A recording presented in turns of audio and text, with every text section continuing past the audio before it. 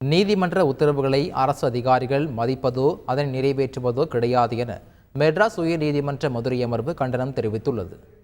TNPSC 2019ஆம் ஆண்டு நடத்திய குரூப் 1 தேர்வில் தமிழ் வழியில் பயின்றதாக போலி சான்றிதழ் வழங்கி 20% இடஒதுக்கீடு பெற்றவர்கள் மீது நடவடிக்கை கோரி மெட்ராஸ் உயர்நீதிமன்ற மதுரை அமர்வில் வழக்கு தொடரப்பட்டது. இந்த மனு மீதான விசாரணை நீதிபதிகள் வேல்முருகன், புகழேந்தி அமர்வு முன்பு விசாரணைக்கு வந்தது.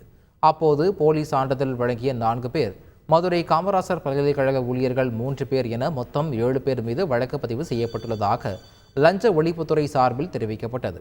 அப்போது லஞ்ச ஒழிப்புத்துறை விசாரணையில் திருப்தி இல்லை என தெரிவித்த நீதிபதிகள் 2010ஆம் ஆண்டு முதல் தற்போது வரை தமிழ் வழி இடஒதுக்கீட்டில் பயன்பெற்றவர்களின் முழு விவரங்களையும் நீதிமன்றத்தில் ஒப்படைக்க உத்தரவிட்டனர். மேலும் நீதிமன்றத்தின் உத்தரவுகளை அரசு அதிகாரிகள் நிறைவேற்றுவதில் இல்லை என்றும் அவற்றை மதிப்பதும் இல்லை என்றும் நீதிபதிகள் கண்டனம் தெரிவித்தனர். இந்த வழக்கில் லஞ்ச ஒழிப்புத்துறைக்கு இறுதியாக 15 நாள் கால அவகாசம் வழங்கப்படுவதாக தெரிவித்த நீதிபதிகள், உத்தரவுகளை நிறைவேற்றாவிட்டால் நீதிமன்றம் அவமதிப்பு வழக்கில் கடுமையான உத்தரவுகளை பிறப்பிப்பதுடன் வழக்கு சிபிஐக்கு மாற்றப்படும் என்றும் எச்சரித்தனர். பின்னர் வழக்கு விசாரணையை வரும் 21ஆம் தேதிக்கு ஒத்திவைத்தனர். வழக்கு விசாரணையின் போது மூத்த வழக்கறிஞர் பி. வில்சனிடம் கண்ணிய குறைவாக நடந்து கொண்டதாக கூறி நீதிபதி ஆர். சுப்பிரமணியன் மீது புகார் அளிக்கப்பட்டுள்ளது. மெட்ராஸ் உயர்நீதிமன்ற மதுரை அமர்வில் டிஎன்பிஎஸ்சி தொடர்பான வழக்கு விசாரணையின் போது மூத்த வழக்கறிஞர் பி. வில்சனிடம் நீதிபதி ஆர். சுப்பிரமணியன் கடுமையாக பேசிய வீடியோ காட்சி வெளியானது.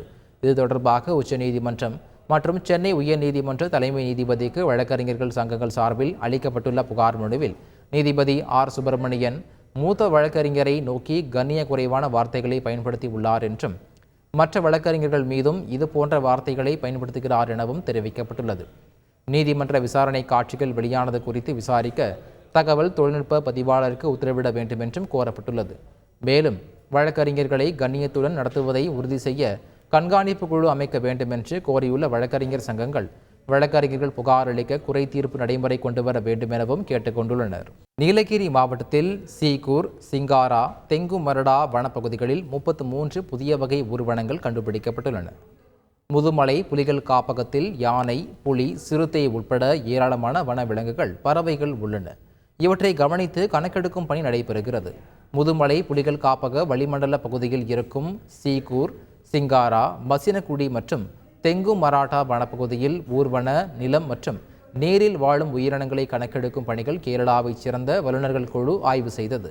ஆய்வில் பாம்பு உள்ளிட்ட 33 ஊர்வன வகைகளையும் 36 வகை நீர் மற்றும் நிலங்களில் வாழும் உயிரினங்களையும் கண்டுபிடித்துள்ளனர்.